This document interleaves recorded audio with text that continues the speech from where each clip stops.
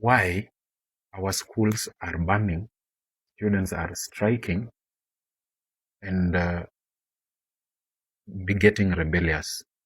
Part 5. I don't expect this video to trend. You know why? Because this video is touching on the parents. The first 3 videos that I produced were touching on the teachers, the administration, and the system. Parents really liked those videos because, they were not indicted in those videos. There's a video I did yesterday, part 4, which was directly involving parents and calling for collaboration between parents and teachers. That video is struggling to trend. You know what that shows you? That shows you that we are having a society that is not ready to change. Right now, as we are talking, it is very easy for parents to blame schools.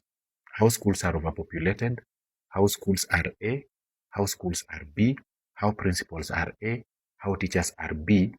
They are very, very happy to do those kind of videos and participate on those blames. In my production, somebody called me yesterday and told me that I'm attacking while defending. Let me tell you, I love my job. I may have my weaknesses as a man, which is allowed, but I love my job. I love children, schooling children. I love to see when children are doing well and children are well behaved. I sacrifice a lot for children. Right now, when you come to my page, I'm conducting free lessons for these very children. Nobody's paying me for that job. I will talk when we teachers we are wrong. I'll talk when administrations are wrong. I'll talk when parents are wrong. I'll talk when the government is wrong. I'll talk when I am wrong, so that we are able to help the current situation. Today, I want to talk about the parents. And I want to talk about only 2 things, the parents and the law.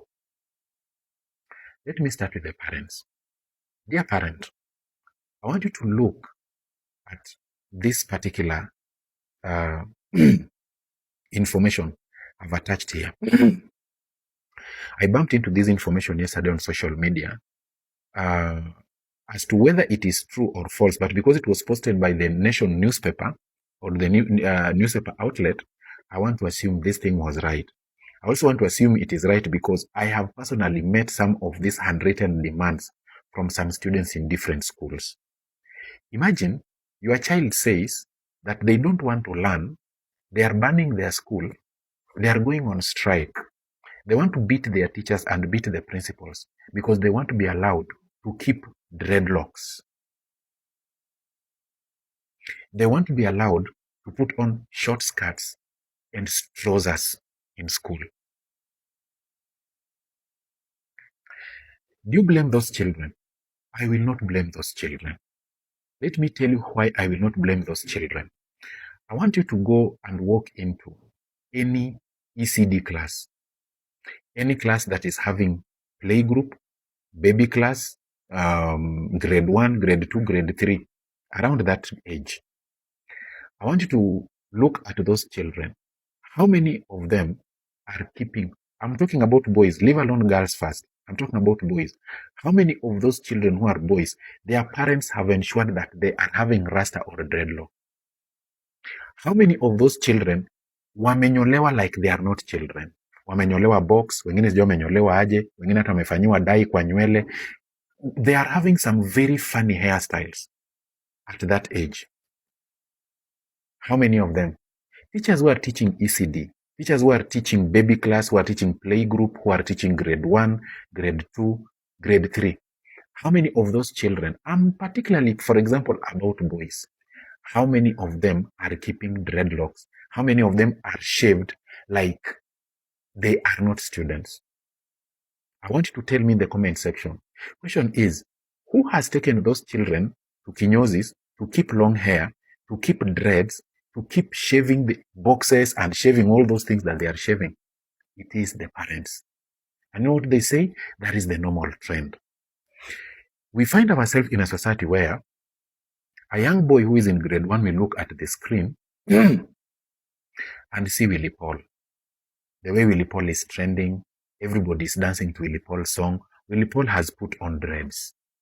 So the child says, I think I want to be like Willie Paul. What does the mother do? The mother or the father takes that child to a kinyozi somewhere, and those dreadlocks are placed on them. Or he looks at somebody, a social media influencer, looks at the hairstyle and says, I think I want to dress like this. I want to put on like this. I want to behave like this. I want to have got this kind of hair. The parent facilitates that.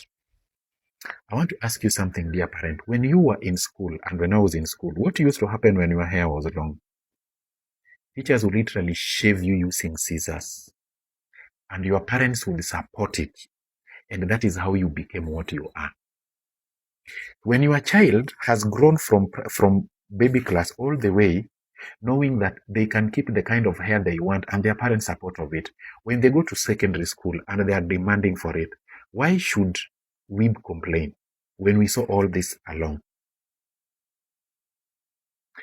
I want you, as an observer, look at how the parents, and I'm here about particularly mothers. I'm not talking about single mothers. I'm talking about mothers.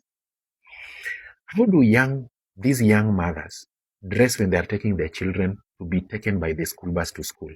Some of them literally walk around even without bras. Their breasts are hanging and are flapping like this in their dresses. Some of them literally dress with translucent dresses and they don't even have pants on. Some of them even dress like they cannot even bend down when they are carrying those children. Some of them, they dress in a very, very provocative manner. In the morning, you are escorting a young boy to board the vehicle to go to school. You are escorting a young girl to board the vehicle to go to school. You are the first role model to this child. You are the first role model to this child. Look at your own lifestyle. And then when those children become older and they get to high school and they begin to demand to behave the way you are behaving, now we are turning back and blaming the schools. We are blaming the teachers. I have seen on this social media a teacher who shaved a child who was improperly shaved. It is the same social media that was turning heat against that school and turning heat on that very teacher. Something is coming into this country called suing people. Parents have decided to master the art of suing people who are trying to discipline their children. You can't a child who has done a mistake, the parent is there to sue you. You tongue lash a child who is badly behaved, the parent is there to sue you. You get it? You do the very, very things that a mother ought to do or a father ought to do to the child. The parent is always there to sue you. We always want to sue people. We always want to sue teachers. And so teachers don't want to be sued.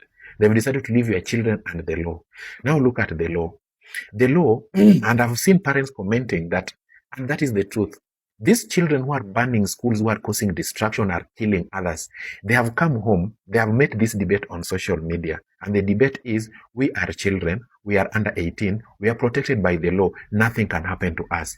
I want you to see what these children are going to do when they go back to school after this strike, moving forward. They are going to do even much horrendous things because they know they are protected by the law. Nothing can happen to them. They will always circumvent justice because they are children. And because their parents are good at suing people, they will always get away with these things. I've heard Omari. I don't know if Omari has got children. Lawyer Omari. I don't know if he has got children. People's children have burnt in a dormitory. He does not want to talk about that. Because he wants money and fame. What does he do? He come and he tells people he's focusing on the camera, the CCTV camera that was in the corridor in the school. So that if that CCTV camera was not there, those children would not have been identified. They would have said it is an electric fault. Those children would have gone scot-free. That is what the law is doing to us. And I tend to think as a country, we need to go and revisit our laws, especially on children. We were raised, dear parent, you were raised, I was raised without children rights. We grew and we became people. Teachers punished us and corrected us. Other people, mature people who are not our parents, we were children of the community, not children of the law and your only children. I believe we can repeal these laws. Mtoto akisha kosa na amefanya makosa ambayo mtu mkubwa anafanya. That is the point that child stops being a child. They get prosecuted like other people who are not children. They forfeit their rights to be children and they are treated as criminals and guests of the state.